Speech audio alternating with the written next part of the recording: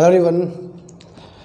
बच्चों, हर दिन कुछ नया सीखना एक स्मार्ट बच्चे की पहचान होती है और हमें जब हम नीट और जेईई मेंस जैसे एग्ज़ाम की तैयारी कर रहे होते हैं तो हमें इस बात का ज़रूर ध्यान रखना चाहिए कि हम अपने डेली पढ़ाई में कुछ नई बात सीख रहे हैं या नहीं।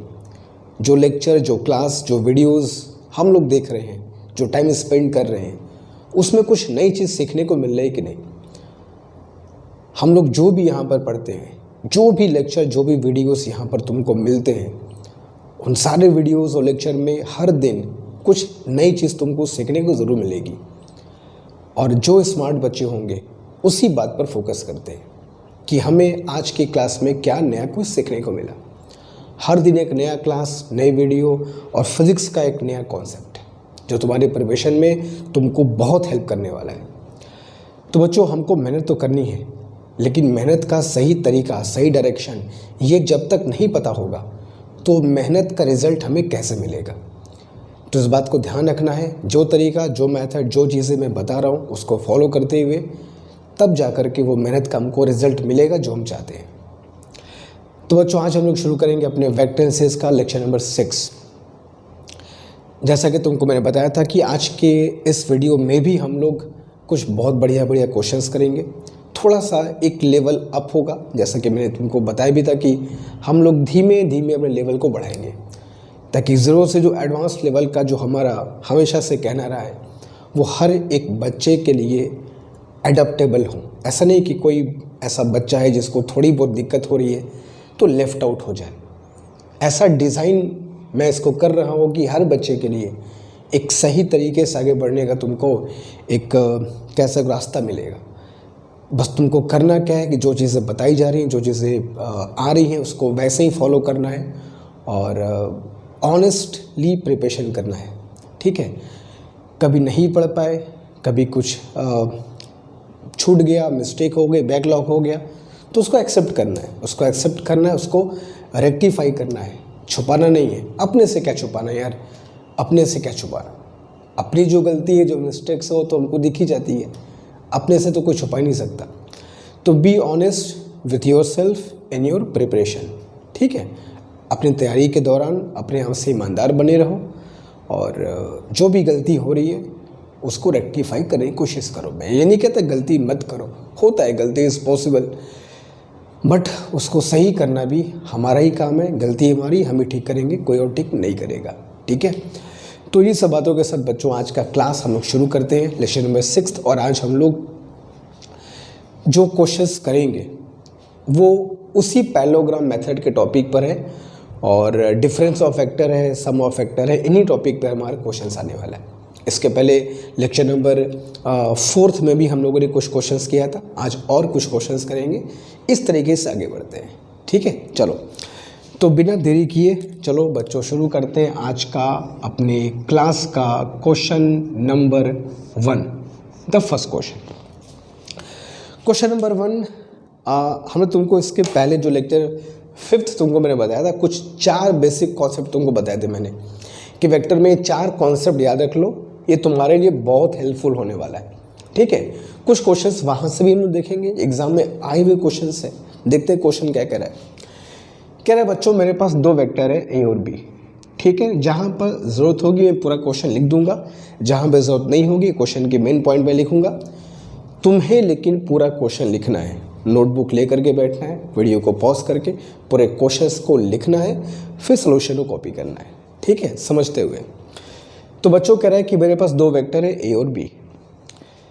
कह रहा है कि इनका जो रिजल्टेंट है इसका मैग्नीट्यूड है 10। ठीक है, रिजल्टेंट का मैग्नीट्यूड 10 है। इनमें से एक वेक्टर, कोई भी एक वेक्टर, ए मान लो, बी मान लो, कोई मान लो, इनमें से कोई एक वेक्टर की हमें मैग्नीट्यूड दी हुई है, मान लो वेक्टर ए है। ठीक है, कोई एक वेक्टर की मैग्नीट्यूड दी है 5√3 और कह रहा है what is the magnitude of second vector. इसमें एक बात और कहा है कि दिस वेक्टर जिसकी मैग्नीट्यूड दी हुई है उसकी बात कर रहा है कि ये वेक्टर रिजल्टेंट से जो वेक्टर ए है और ये रिजल्टेंट है, ये वेक्टर मतलब वो वेक्टर जिसकी मैग्नीट्यूड गिवन है, वो वेक्टर रिजल्टेंट से 30 डिग्री एंगल फॉर्म करता है, ऐसा भी क्वेश्चन में दिया हुआ है। तो what is the magnitude of vector B?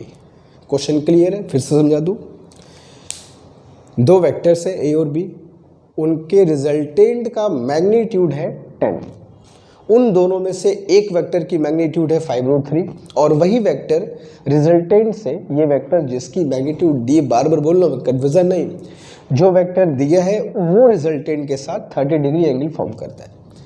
तो what is the magnitude of second vector, जो दूसरा वेक्टर बी है उसका हमें मैग्नीट्यूड बताना है। क्वेश्चन क्लियर है? एकदम बेसिक सा क्वेश्चन है, कैसे करेंगे देखो। अगर मुझको ये जो एंगल दिया है उसके हिसाब से अगर बात मैं करूं, अगर मैं पैरेललोग्राम मेथड यहाँ अप्लाई करना चाहूँ और दो वेक्टर ए और बी मान लूँ, ठीक है, जो हमको दिया था, इनका रिजल्टेंट निकालने के लिए क्या करते हैं, हम एक पैरेललोग्राम कंस्ट्रक्ट करते हैं। अगर याद है पैरेललोग्राम मेथड तो याद होना ही चाहिए, ठीक है। ये पैरेललोग्राम का जो डायगोनल है, यही डायगोनल होता है रिजल्टेंट, ठीक है।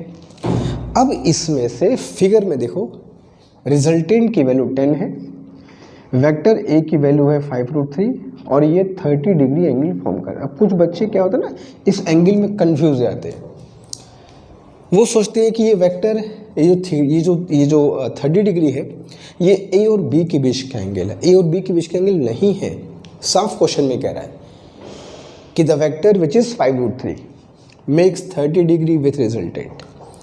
तो what is the value of B, कैसे निकालें बताओ। अब अगर हमें ये एंगल ए और बी के बीच दिया होता तब तो सिंपल था, r is equal to √a² + b² + 2ab cos θ लगाओगे आ जाएगा, मगर इतना ऐसा थोड़ी तुमको क्वेश्चन मिलेगा। अच्छा एक बात बताओ, ये वेक्टर अगर b है तो इसकी मैग्नीट्यूड भी तो b होगी भाई, पैरेललोग्राम में आमने सामने की साइड्स की जो लेंथ होती है वो सेम होती है। अगर इसकी लेंथ b है तो इसकी लेंथ भी b होगी। अब इस ट्रायंगल में आ जाओ, जिस ट्रायंगल का नाम मैं बता रहा हूँ x y z, इस ट्रायंगल को ध्यान से देखना, एक्स वाई जेड को। इसमें ये 30 डिग्री मुझको पता है और दो साइड पता है, ये दो साइड पता है और सामने वाला साइड बी हमको फाइंड करना है। तो हमने तुमको एक कोसाइन फॉर्मूला बताया था लेक्चर नंबर 5 में, तो उस कोसाइन फॉर्मूले को यूज़ करते हैं हम लोग। एंगल पता है, दो साइड पता है, एक साइड हमको फाइंड करना है in triangle x y z, ठीक है। तो अगर हम फॉर्मूला यूज़ करें cos θ, अब देखो तुमको मैंने कहा था ना कि फॉर्मूला हमको फ्रेम करना सीखना है, फॉर्मूला बनाना सीखना है। ABC के फॉर्म में लिखवाया था मैंने, मगर याद करने का तरीका क्या बताया था। cos 30 है, अगल बगल की साइड का स्क्वायर कर दोगे, cos 30 इज इक्वल टू 5/3 का स्क्वायर कितना होगा 75 प्लस इसका स्क्वायर 100 माइनस सामने वाले का square b² upon 2 into this, तो 5√3 इंटू 10, cos 30 इज √3/2, ये ऊपर कितना हो जाएगा 175 माइनस b² एंड 5 2 जा 10 इंटू 10 किया तो 100√3, ठीक है। ये कितना हो जाएगा 50 टाइम्स, तो मल्टीप्लाई किया तो कितना हो जाएगा 150 यहाँ हो जाएगा एंड 175 माइनस b², तो b² इज 25, तो b इज इक्वल टू क्या आ गया 5 यूनिट। तो जो दूसरा वेक्टर हमसे पूछा गया था, दूसरे वेक्टर की मैग्नीट्यूड क्या होगी, उसकी मैग्नीट्यूड क्या आई है 5 यूनिट, ठीक है। अच्छा क्वेश्चन था। तो ये चीज़ देखो, ये चीज़ बात को समझो कि जो कोसाइन फॉर्मूला था वो किस तरीके से हमें यूज़ करना है और कैसे क्वेश्चंस में इसका हम लोग यूज़ कर सकते हैं। बहुत शानदार फॉर्मूला है ये, ट्रिग्नोमेट्री से ज़्यादा इसका यूज़ फिजिक्स में हम लोग करेंगे। बहुत अच्छा क्वेश्चन फॉर्मूला है ये। सबसे अच्छी बात क्या पता है, इसमें तीनों साइड का हम लोग यूज़ कर रहे हैं और एंगल का यूज़ कर रहे हैं। ये हमारे लिए बहुत बड़ा काम होता है, फिजिक्स में बहुत ज़रूरत पड़ती है हमको एंगल और साइड वगैरह फाइंड करने की, तो वहाँ ये फॉर्मूला बड़ा काम करता है। तो ये हो गया क्वेश्चन नंबर फर्स्ट। जल्दी करो, क्वेश्चन नंबर 2 की तरफ चलते हैं तुरंत। तो फर्स्ट क्वेश्चन हो गया। चलते हैं एक और क्वेश्चन की तरफ, क्वेश्चन नंबर 2। देखते हैं क्वेश्चन नंबर 2 क्या कह रहे हैं हमसे। तो दिस इज क्वेश्चन नंबर 2 आज का। क्वेश्चन नंबर 2 जैसा क्वेश्चन भी तुमको एग्जाम में बहुत देखने को मिलेगा। जैसे क्वेश्चन क्या देखना, कह रहा है कि 3 कोप्लेनर वेक्टर्स हैं, वेक्टर ए, वेक्टर बी और वेक्टर सी, और इन तीनों का रिजल्टेंट क्या बता रहा है, 0 है। ठीक, तो 3 वेक्टर है ए, बी और सी, और इन तीनों का रिजल्टेंट 0 है। वेक्टर कोप्लेनर है, बात ध्यान सुनो पूरा क्वेश्चन।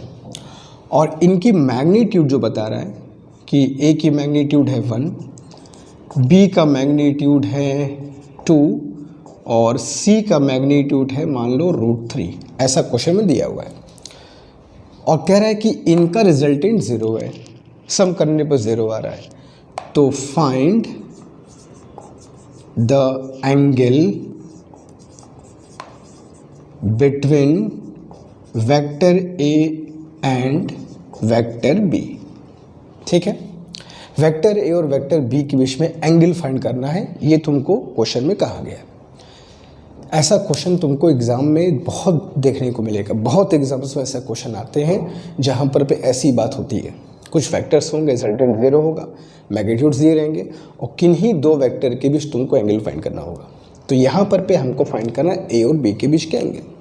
यहाँ क्वेश्चन नंबर 5 में तुमको यहाँ पर पे एक बात और मैंने बताई थी, अगर कोई भी 3 वेक्टर्स हों, कोप्लेनर हो, रिजल्टेंट अगर 0 है, एडिशन करने पर 0 आता है, तो मैंने बताया था कि ऐसे कंडीशन अगर होती है कि 3 वेक्टर को ऐड करने पर 0 हो रहा है, तो इसका मतलब ये होता है अगर इनको हम ग्राफिकली ऐड करें, पहले वेक्टर ए, फिर बी, फिर सी, तो तीनों वेक्टर मिल करके क्लोज्ड फिगर का फॉर्मेशन करते हैं। तो 3 वेक्टर को लेकर अगर मैं क्लोज फिगर बनाऊंगा तो जाहिर सी बात है वो क्लोज फिगर क्या बनेगा, एक ट्रायंगल ही बनेगा।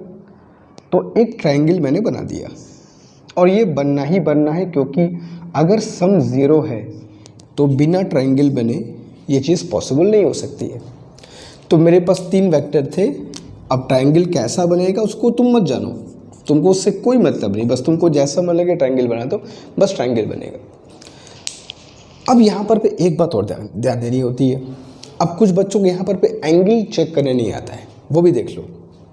हमने कहा ना कि हर दिन, हर एक क्लास में, हर एक वीडियो में तुमको ज़रूर कुछ ना कुछ नई कॉन्सेप्ट सीखने को मिलेगी। यही सबसे खास बात होगी, इसलिए कहता हूँ कि बहुत ध्यान से सारे लेक्चर्स को देखो, जो बैकलॉग हैं उन्हें कंप्लीट करो, सीक्वेंस को फॉलो करो, क्योंकि सीक्वेंस बहुत शानदार हम लोग रखते हैं। जिस सीक्वेंस में हमें पढ़ना चाहिए उसी सीक्वेंस में वीडियोस भी तुम तक आ रहा है। ठीक है, अब जैसे मुझको वेक्टर ए और वेक्टर बी के बीच का एंगल चाहिए, तो अब कुछ बच्चे क्या होते हैं कि ए और बी के बीच का एंगल ये अंदर वाला कैलकुलेट कर लेते हैं। हमें जब भी वेक्टर के बीच का एंगल खोजना हो, कहीं पर भी रटना नहीं है, डायरेक्शन को देख करके निकालना है। जैसे वेक्टर ए का डायरेक्शन देखो, अगर मैं वेक्टर ए तुमको दिखाऊं तो वेक्टर ए का डायरेक्शन इस तरीके से है,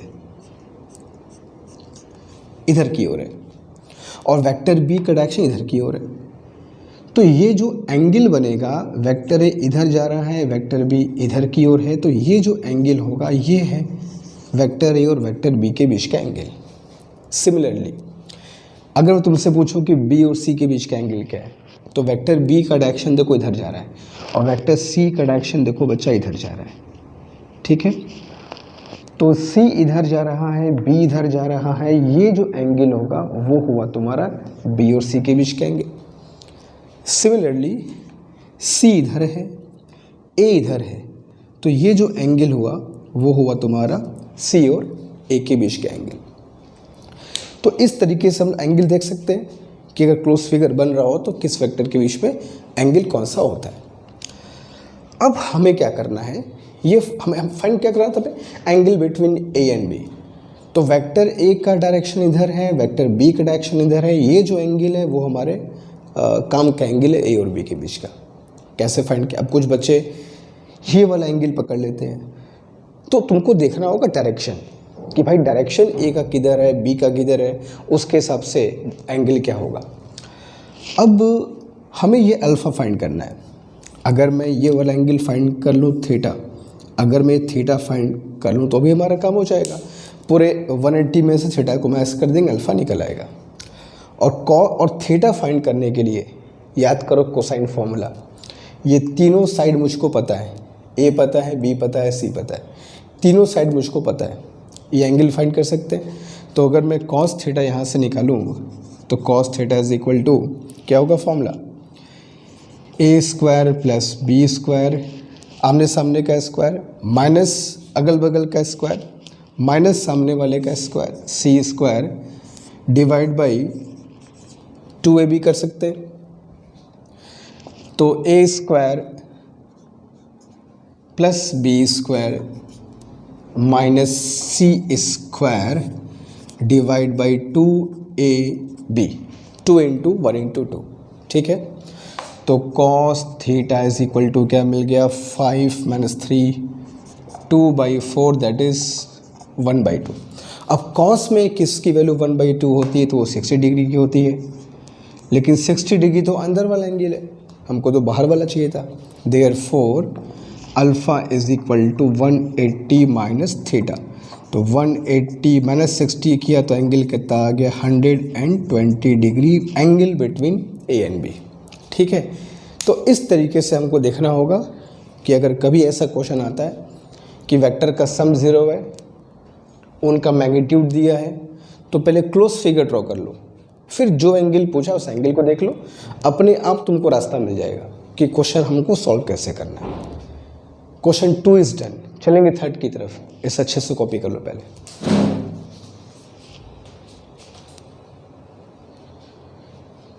ओके फाइन, चलते हैं क्वेश्चन नंबर 3 की तरफ। 2 क्वेश्चन कर लिया, देखते हैं क्वेश्चन नंबर 3 में हमसे क्या पूछा जा रहा है।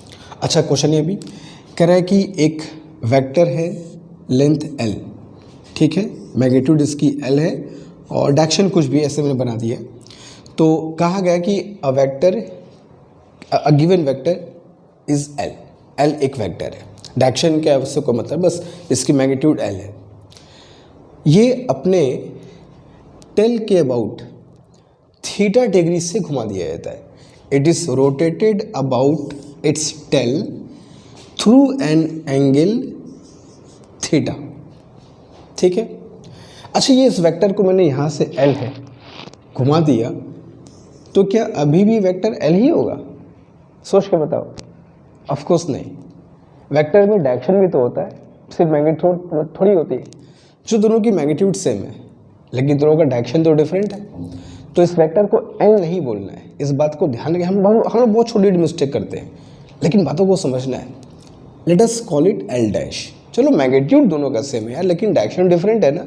ये वेक्टर l है तो ये वेक्टर l नहीं है, ये वेक्टर l डैश है, ठीक है, डायरेक्शन डिफरेंट है। तो एक वेक्टर l हमको दिया था, ठीक है, इसकी मैग्नीट्यूड l है, उसको उसके टेल के अबाउट, जैसे ये है वेक्टर l, इसको टेल के अबाउट थीटा डिग्री घुमा दिया, तो नया वेक्टर जो मिला वो क्या होगा, l डैश होगा, ठीक है। तो कह रहा है कि इसका जो पॉइंट है, इसका जो टिप है, हेड है, हेड, इस हेड के पोजीशन वेक्टर में कितना चेंज होगा। व्हाट इज, मैं लिख दे रहा हूं, what is the change in position vector of its head, इसके हेड के पोजीशन वेक्टर में कितना चेंज होगा।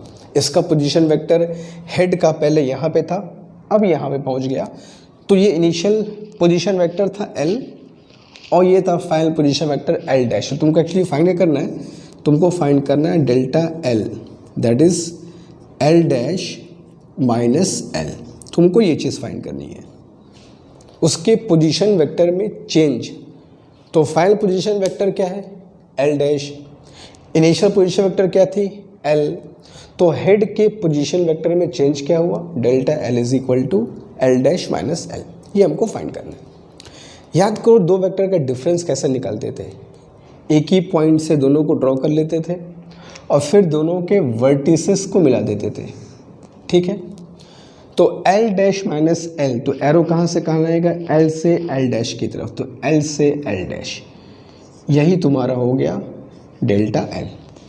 उसके पोजीशन वेक्टर में जो चेंज होगा हेड के, उसका जो शीर्ष है, टिप है, हेड है, इसके पोजीशन वेक्टर में जो चेंज होगा that will be L dash minus L, वो हमको फाइंड करना है, उसकी मैग्नीट्यूड फाइंड करें। In fact you have to find the value of delta L का मॉड, हमें मॉड डेल्टा एल की वैल्यू फाइंड करनी है। कहने का मतलब ये है, जो ऑप्शंस तुमको दिए जाएंगे वो डेल्टा एल के मॉड का दिया जाएगा।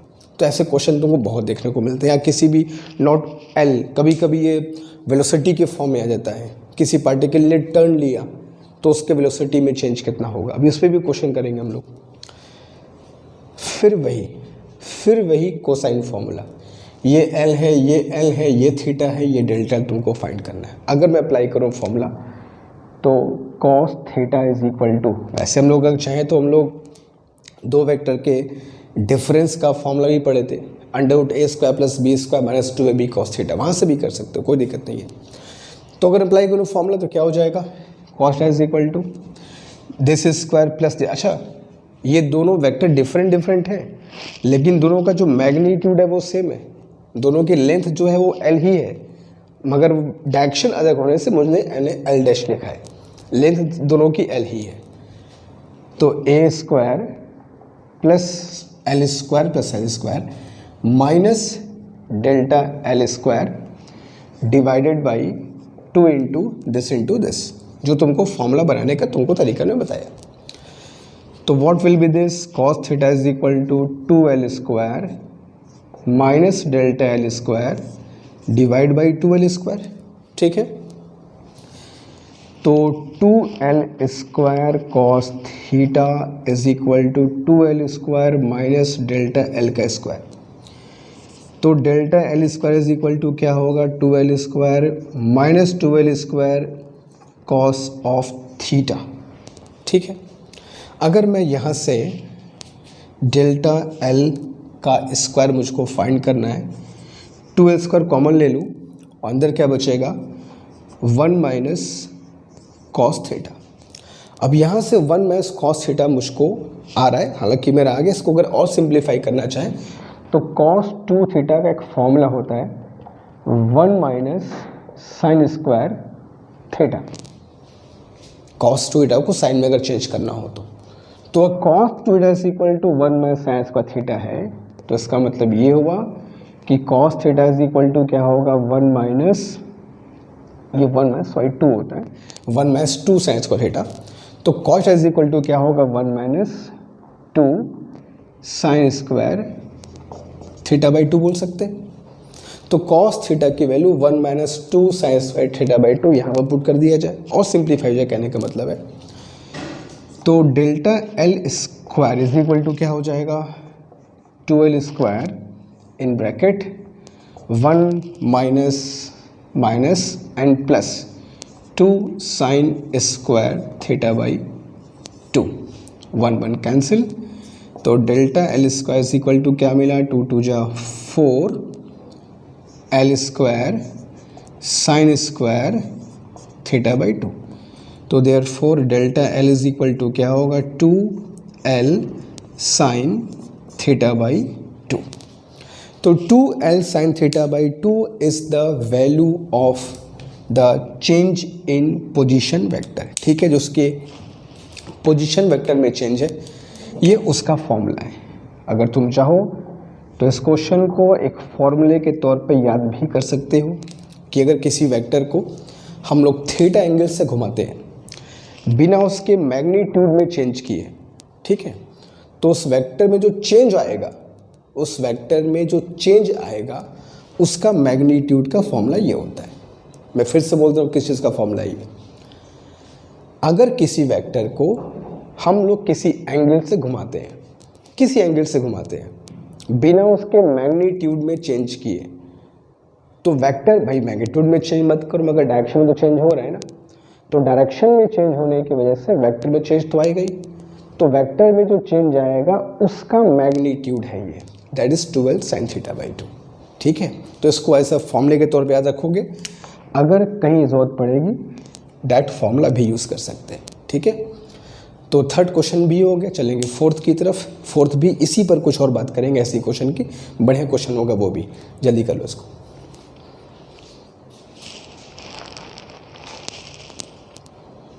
अब इसी पर एक क्वेश्चन देखो, और हमेशा एग्जाम में देखने को मिलता है हमें, जनरली नीट एग्जामिनेशन में ऐसे क्वेश्चन बहुत तुमको देखने को मिलेंगे कि क्वेश्चन क्या समझना। अब इसी को जो इसके ठीक पहले वाला क्वेश्चन किया था, वेक्टर में चेंज का मैग्नीट्यूड, उसी से मिलता है। तो देखो एक क्वेश्चन भी है। मान लो क्वेश्चन में कह रहा है कि एक पार्टिकल है जो यूनिफॉर्म सर्कुलर मोशन कर रहा है। यूनिफॉर्म सर्कुलर मोशन का मतलब क्या होता है कि जो स्पीड है वो हर पॉइंट पर कांस्टेंट होती है। ठीक है, तो मैग्नीट्यूड वेलोसिटी का हर पॉइंट पे सेम है। तो चलो कोई पार्टिकल है जो किसी पॉइंट से स्टार्ट किया, ठीक है, और ये इसका स्टार्टिंग का पॉइंट है, मान लो इसकी वेलोसिटी है v। तो क्वेश्चन में कह रहा है कि एक पार्टिकल है जो v स्पीड से यूनिफॉर्म सर्कुलर मोशन कर रहा है। अब जब ये अपने इनिशियल डायरेक्शन से 30 डिग्री या 60, ऐसा कुछ भी हो सकता है, मैं क्वेश्चन बना दे रहा हूँ कि जब ये पार्टिकल अपने किसी डायरेक्शन, किसी पॉइंट से स्टार्ट किया, मान लो पॉइंट ए से चलना स्टार्ट किया, और जब ये अपने इनिशियल डायरेक्शन से 30 डिग्री एंगल फॉर्म कर रहा हूँ कुछ इस तरीके से, मान लो ये वी डैश, अगेन इसको वी डैश में बोलूँगा, वेक्टर डिफरेंट है, मैग्नीट्यूड वैल्यू दोनों का सेम हो। तो ये कुछ, इसको अगर आगे बढ़ा दूँ मैं ऐसे, ठीक है, बात को समझना इस तरीके से, दिस इज एंगल 30।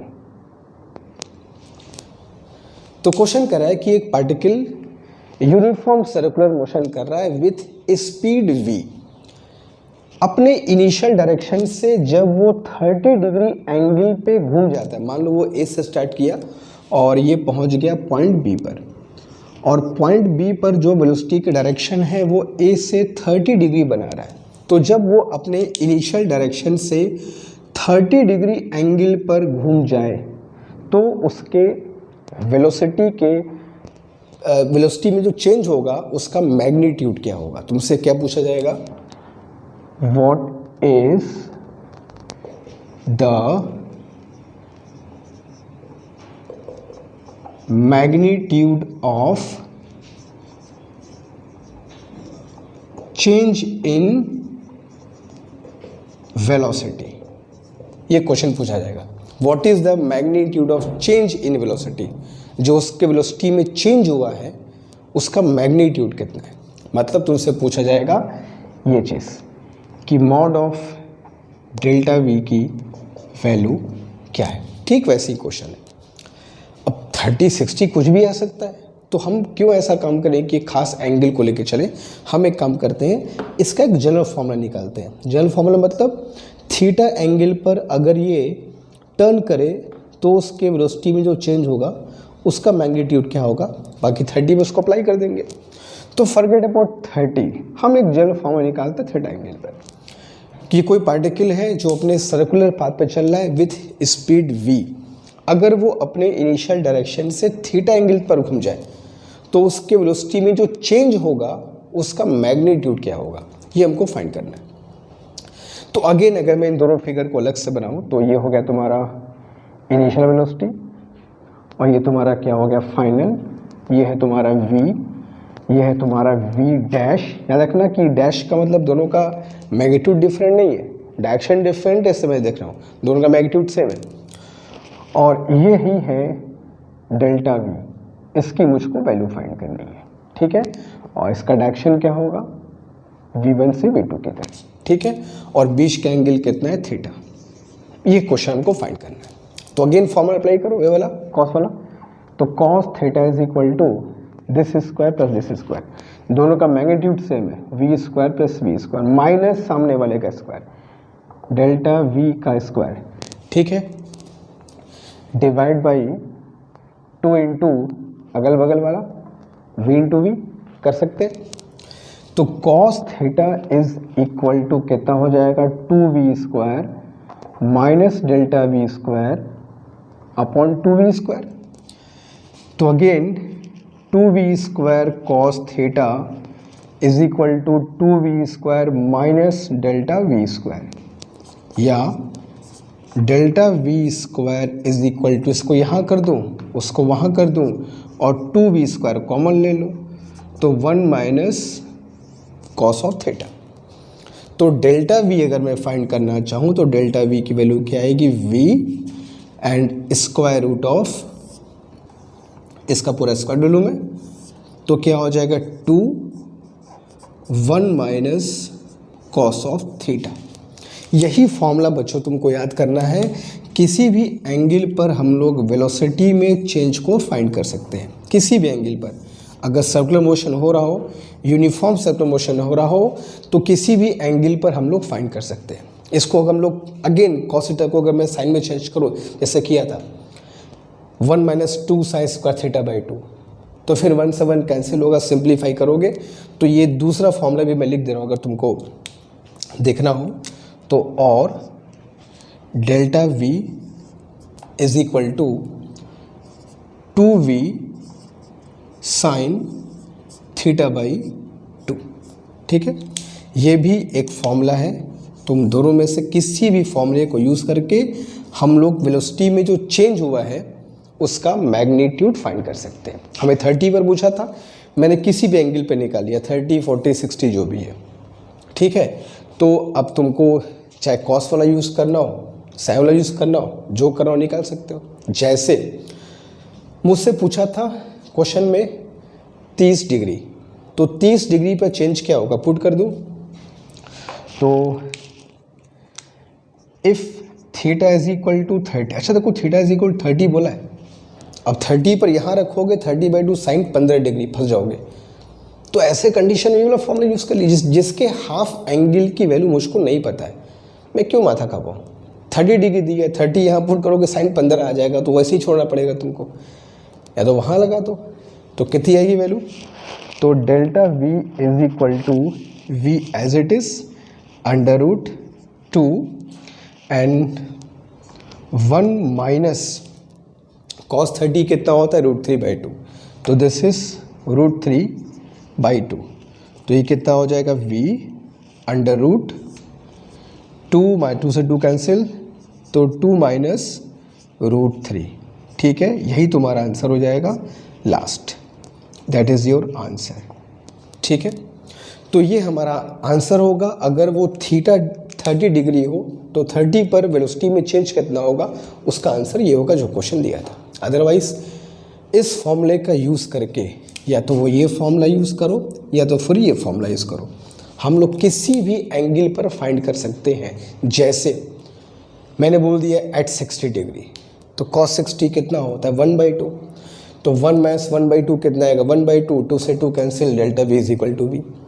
मैंने बोल दिया cos 90 डिग्री पर बताओ, मतलब कहते कि घूमना 90 डिग्री पर टर्न करके चेंज क्या होगा, 90 cos 90 कितना हो जाएगा, तो 0, तो कितना आएगा √2v आ जाएगा। तो ये एक छोटा सा फॉर्मूला है जो बड़े काम का फॉर्मूला साबित होगा अगर कहीं पर जरूरत पड़ गई तो, ठीक है। तो पूरे क्वेश्चन को समझ लो, क्या दिया था, क्या पूछा था और फॉर्मूला क्या लगाना है। तो 4th क्वेश्चन इज डन, जो कि बहुत अच्छा क्वेश्चन है, बहुत काम का क्वेश्चन है। मैंने कहा था तुमको हर वीडियो में, हर लेक्चर में कुछ नई चीज़ सीखने को ज़रूर मिलेगी, बस साथ बने रहना है। जल्दी करो, 5th की तरफ तुरंत चलेंगे, जल्दी।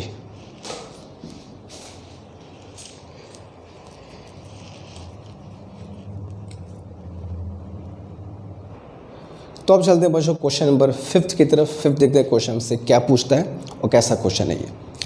तो 5वां क्वेश्चन ये है तुम्हारे सामने, कह रहा है कि for 3 vectors a, b and c, मेरे पास 3 वेक्टर है a, b और c, और कह रहा है कि mod of a is equal to mod of vector b is equal to mod of vector c।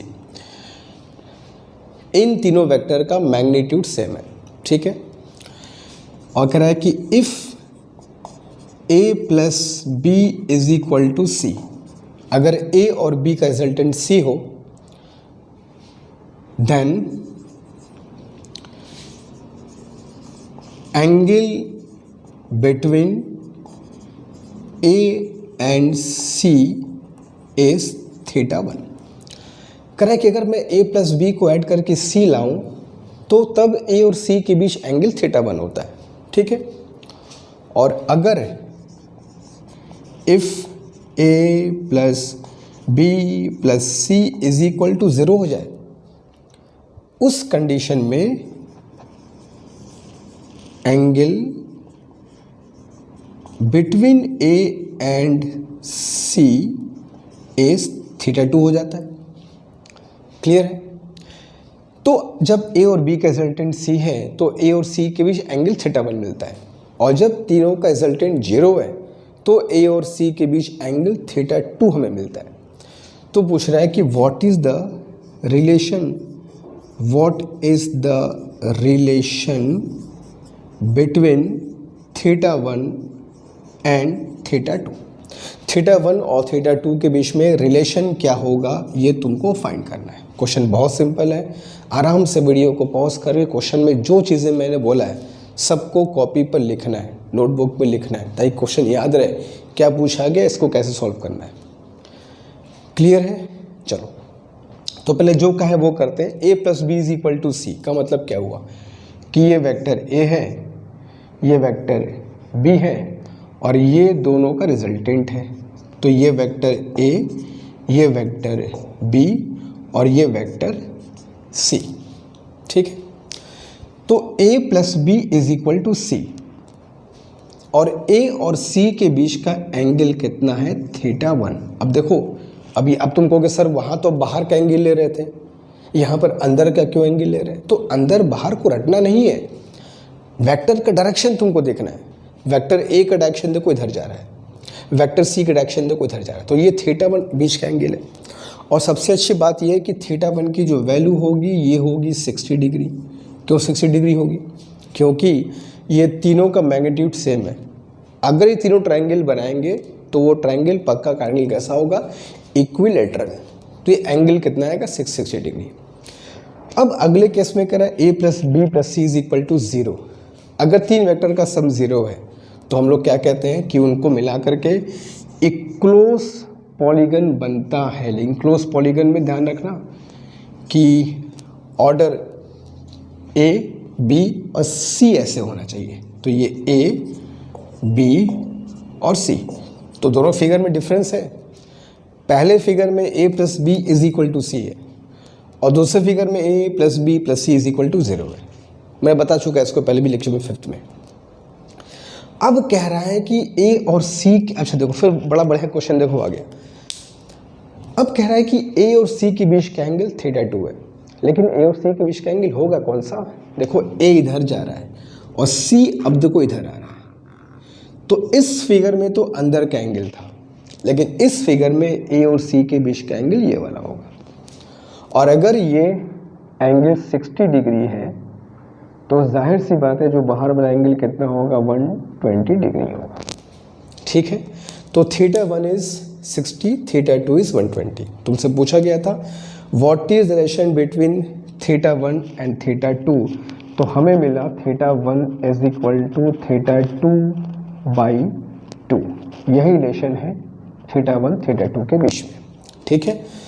तो ये भी क्वेश्चन था, बहुत बेसिक क्वेश्चन था, मगर ठीक है बढ़िया क्वेश्चन था, ताकि एकदम कॉन्सेप्ट को एकदम क्लियर करने वाला क्वेश्चन है सब। ठीक है? तो 5th इज डन, चलेंगे 6 की तरफ। बढ़िया से अच्छे समझ से कॉपी कर लेना। ठीक है? जल्दी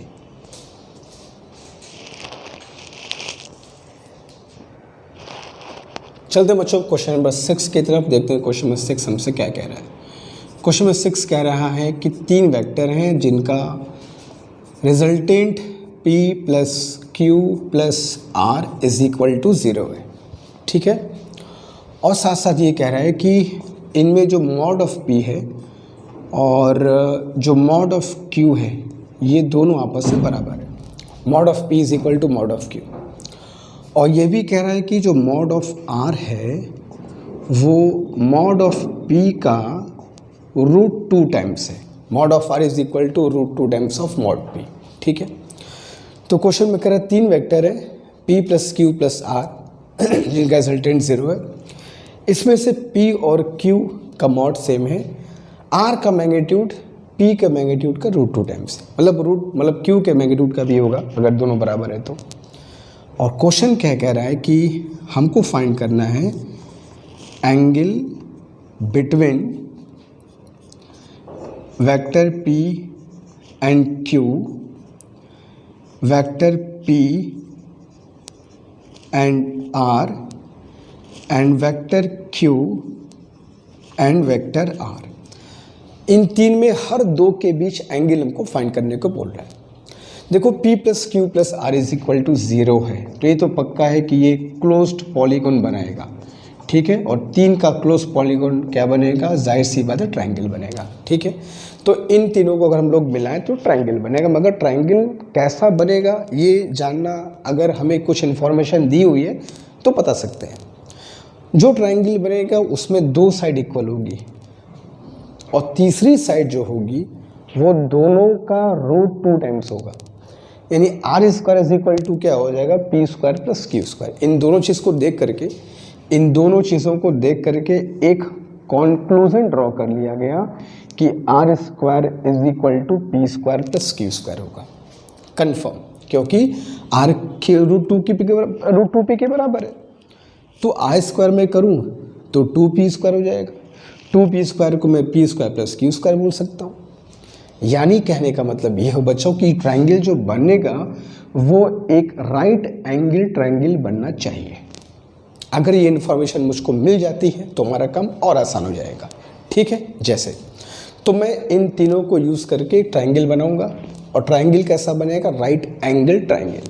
कैसे बनेगा देखना, ये हो गया वेक्टर P और ये हो गया वेक्टर Q, ठीक है, और ये हो गया वेक्टर R। कुछ इस तरीके से एरो का ध्यान रखना कौन किधर जाएगा। तो वेक्टर P में Q ऐड किया, में R ऐड किया और सब आगे 0, ऐसा फिगर बनेगा। और ये एंगल कितना होना चाहिए, this angle should be 90 degree, ठीक है। तो अंदर के दोनों एंगल कितने होंगे, 45 और 45, क्योंकि दोनों साइड्स आपस में इक्वल है। P का डायरेक्शन देखो इधर जा रहा है, सॉरी Q का, और R का इधर जा रहा है, तो Q और R के बीच का एंगल कितना हो गया, 135। सिमिलरली R इधर जा रहा है नीचे की तरफ और P इधर जा रहा है, तो P और R के बीच का एंगल भी कितना हो गया, 135। और ये P और Q के बीच का एंगल तो 90 मुझको दिखाई दे रहा है। तो मुझसे तीनों एंगल पूछा गया था, P और Q के बीच में, P और R के बीच में, Q और R के बीच में। तो P और Q के बीच में जो एंगल मिला वो 90 डिग्री था, P और R के बीच जो मिला वो 135 डिग्री हुआ, और Q और R के बीच भी क्या, 135।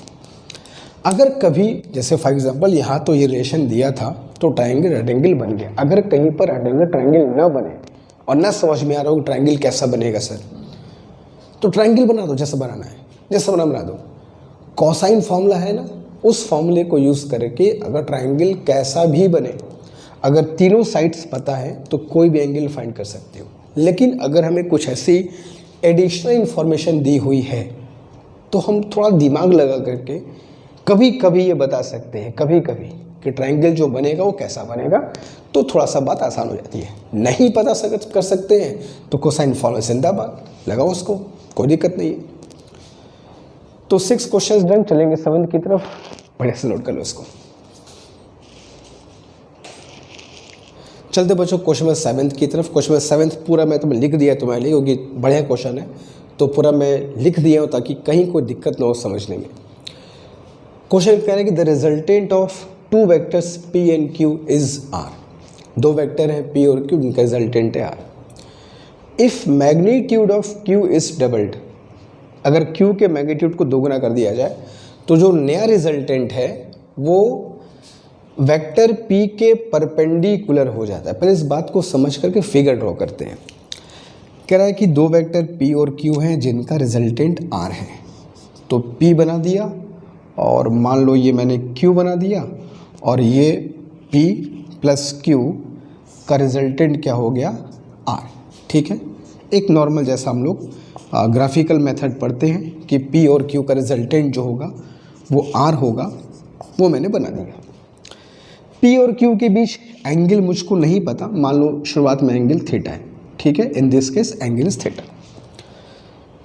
तो फॉर्मूला क्या होगा, तो फॉर्मूला क्या होगा, R square is equal to P square plus Q square plus 2pq cos theta, equation number 1। अब कह रहा है कि q के मैग्नीट्यूड को डबल कर दो।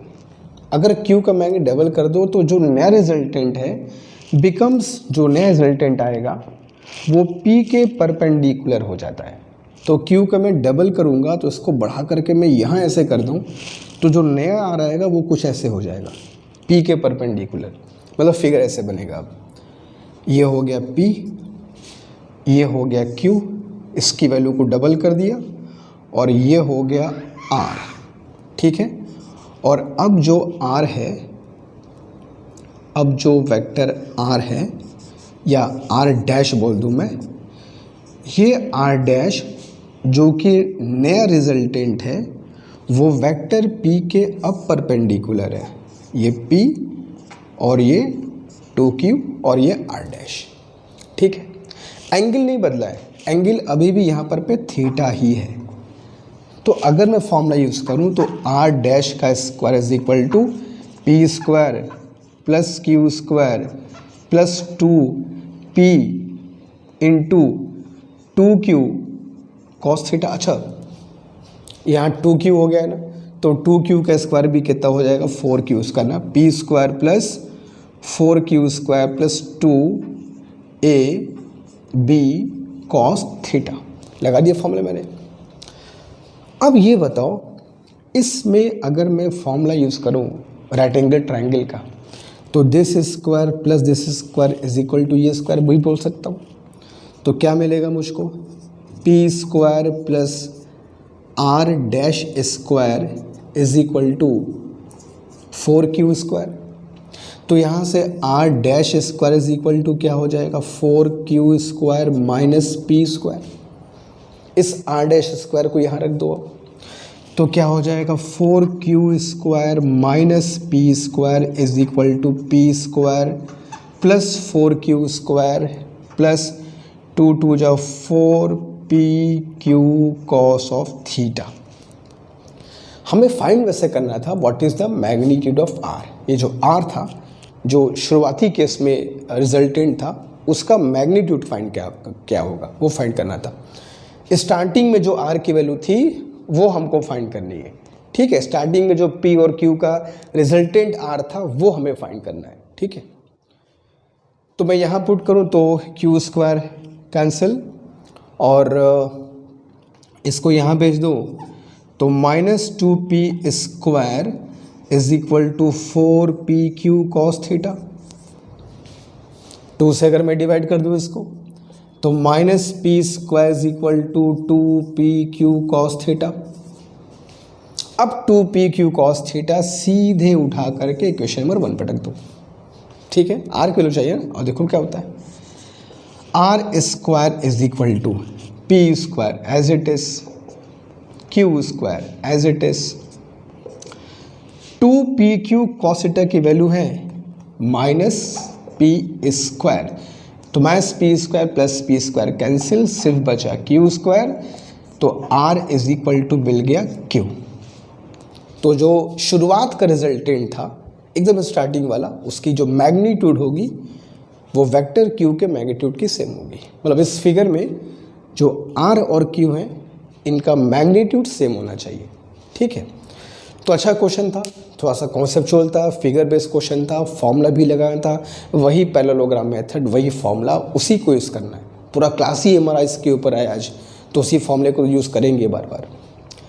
7th क्वेश्चन डन, अच्छे से कर लो। 8th क्वेश्चन की तरफ भी तुरंत चलते हैं, do it fast. Now question number 8। Question में कैरेक्ट करा है कि 3 फोर्स हैं, 30 न्यूटन, 60 न्यूटन और p न्यूटन। 3 फोर्स हैं।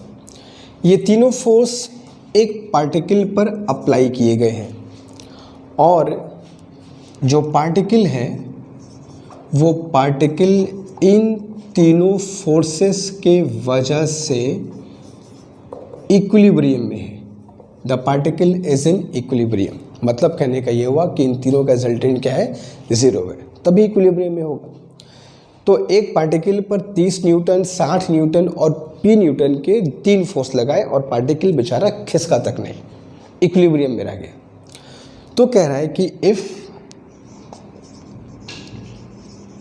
एंगल बिटवीन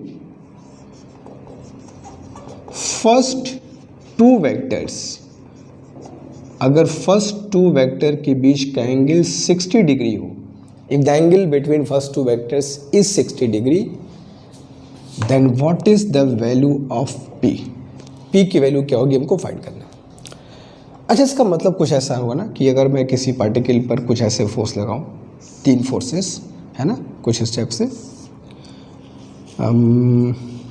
ऐसे, तो ये हो गया तुम्हारा एक फोर्स 30 न्यूटन का, एक हो गया 60 न्यूटन का और एक हो गया तुम्हारा p। इन दोनों के बीच का एंगल 60 डिग्री हमको दिया हुआ है और जो बेचारा पार्टिकल है ये इन तीनों फोर्स के वजह से वो इक्विलिब्रियम में है, यानी कि इन तीनों का रिजल्टेंट क्या होगा, 0 होगा। ऐसे क्वेश्चन में बहुत सिंपल सा काम करना, बहुत जगह ऐसा क्वेश्चन में, इनफैक्ट लॉज ऑफ मोशन में भी तुमको ऐसे क्वेश्चन बहुत मिलेंगे जहाँ पार्टिकल को इक्विलिब्रियम में करने की बात होगी। मोमेंटम 0 वाले क्वेश्चन आएंगे इस पर भी, लॉस ऑफ मोशन में। ये पार्टिकल इक्विलिब्रियम में तभी होगा जब सारे फोर्स आपस में क्या हो, कैंसिल होंगे। तो कैंसिलेशन में एक बात हमेशा ध्यान रखना, ऐसे क्वेश्चन जब भी है तो जिनके बीच में एंगल दिया है, जिनके बीच भी दिया हो, उन दोनों का रिजल्टेंट निकाल लेना और उसको तीसरे वाले से कैंसिल करा देना, हो जाएगा तुम्हारा काम। अगर मान लो कि इन दोनों का रिजल्टेंट कुछ ये है, दैट इज r, तो ये r बताओ इस p से क्या होगा, ऑब्वियसली कैंसिल होगा, तभी तो नेट फोर्स 0 होगा and particle will remain equilibrium. तो हम इन दोनों का रिजल्टेंट निकाल लें और निकाल सकते हैं क्योंकि बीच का एंगल 60 दिया हुआ है और वही इस p के इक्वल भी हो जाएगा, आ जाएगी p की मैग्नीट्यूड। तो अगर मैं r निकालूं तो r की magnitude is under root a square plus b square plus 2a b और cos 60 कितना होता है, प्लस 1/2। तो 2 से 2 कैंसिल, अंदर क्या बचेगा 36 प्लस 9 कितना हो जाएगा 4500 प्लस प्लस प्लस प्लस 6 3 जा 1800 कितना आ जाएगा भाई 8 5 13 1 और कितना आ जाएगा 6 63 इंटू 00। इसको मैं अगर चाहूँ तो ऐसे लिख सकता हूँ 63 का, तो इसको क्या बोल सकते हो 9 इंटू 90 बाहर कर लोगे और 30 सॉरी 9 का 3 बाहर आ जाएगा, 100 का 10 बाहर आ जाएगा और अंदर बच जाएगा 7, 30√7 इसकी वैल्यू आएगी। ठीक है, अब 30√7 इसकी वैल्यू अगर आएगी तो p की वैल्यू भी क्या होगी, सेम होगी, तभी तो कैंसिल होगा। Therefore p is equal to 30√7 newton is your answer. Simple सा क्वेश्चन था मगर बेसिक चीज़ें ध्यान रखना होगा। ठीक है, तो 9th की तरफ चलेंगे, अच्छे से समझ लो, कॉपी कर लो, फिर बात करेंगे जल्दी। Now time for question number 9th question के बाद 10th क्वेश्चन तुम्हें करना होगा। 9th क्वेश्चन हम लोग करेंगे, 10th तुम्हें करके दिखाना होगा। 9th क्वेश्चन क्या देख रहे हो, कह रहा है कि 2 वेक्टर है, इनफैक्ट 2 यूनिट वेक्टर है a और b, they are unit vector और इनका रिजल्टेंट भी एक यूनिट वेक्टर है। ठीक है, the resultant of 2 unit vector is also a unit vector, मतलब इसकी वैल्यू भी कितनी है 1 है, इसकी वैल्यू भी कितनी है 1 है, इसकी वैल्यू कितनी है 1 है। तो 2 वेक्टर इक्वल हैं और उनका रिजल्टेंट भी उन्हीं के इक्वल है। ये अद्भुत संजोग कहाँ मिलता है बताया था मैंने, चलो बात करेंगे उसके बाद में, पहले क्वेश्चन पूरा कर लें कि 2 यूनिट वेक्टर हैं जिनका रिजल्टेंट भी एक यूनिट वेक्टर है। तो कह रहा है कि इनमें से एक का डायरेक्शन रिवर्स कर दिया जाए, मतलब ए को ए ही रखो और इसको मैं माइनस वेक्टर बी कर दूँ, रिवर्स कर दूँ, तो जो नया रिजल्टेंट होगा वो कितना होगा।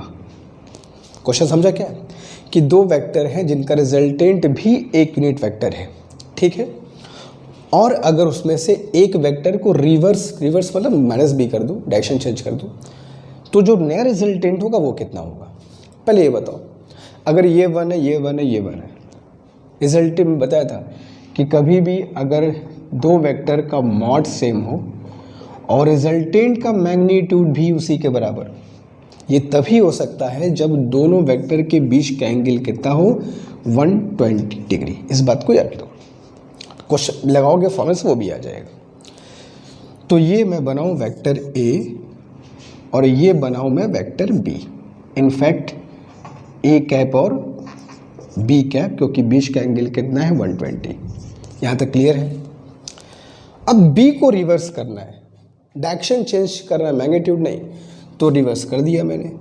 तो बी को रिवर्स कर दिया तो ये हो गया तुम्हारा माइनस बी कैप। अब ये बताओ, यहाँ 120 है तो बीच का एंगल यहाँ कितना होगा, 60 डिग्री होगा। तो मुझको ए और माइनस बी का रिजल्टेंट पूछा था जिनके बीच का एंगल कितना है, 60। तो therefore R dash is square root of A square plus B square plus 2 A B and cos 60 is 1/2। ठीक है, तो 2 से 2 cancel, 1 + 1 + 1 becomes √3। That is your answer. तो अगर मैं एक वेक्टर को रिवर्स कर दूं तो जो अब रिजल्टेंट होगा वो कितना होगा, दैट विल बी √3। ठीक है, बेसिक क्वेश्चन था ये भी, फंडामेंटल्स को स्ट्रॉन्ग करने वाला क्वेश्चन था ये भी। 9th हो गया। आज का लास्ट क्वेश्चन 10th तुम्हारे लिए होगा, इससे कर लो, फिर तुमको देता हूँ करने के लिए जल्दी।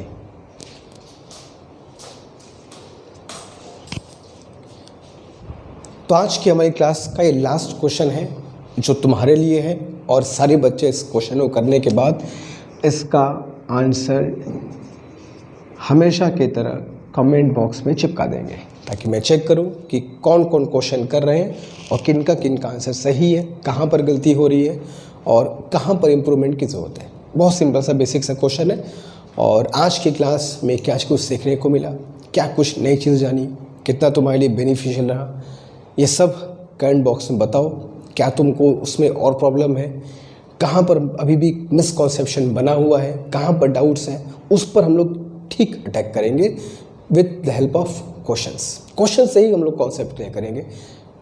और ऐसे थ्योरी पढ़कर कॉन्सेप्ट क्लियर नहीं कर सकते, बहुत हद तक नहीं कर सकते, क्वेश्चन कुछ तो होते ही है, मगर न्यूमेरिकल से एकदम बढ़िया से हो जाता है। ठीक है, तो मिलेंगे नेक्स्ट क्लास में, और थोड़ा सा लेवल अप होगा फिर से अगले क्वेश्चन में, अगले वीडियो में। यहाँ पर कुछ अप था, अगले में और अप जाएगा। एंड फिर पढ़ेंगे हम लोग मल्टीप्लिकेशन ऑफ वेक्टर्स, और कुछ कंपोनेंट्स वाले क्वेश्चन भी करेंगे, और जो चीज़ें बची हुई हैं फटाफट फिनिश करेंगे इस चैप्टर को और आगे बढ़ेंगे। ठीक है, कोई डाउट हो, कोई मन में अगर बात हो, कुछ चीज़ें और चाहते हो तो बताओगे, अकॉर्डिंगली हम लोग क्लास को मैनेज करेंगे। ठीक है, आज के इतना ही। Thank you so much.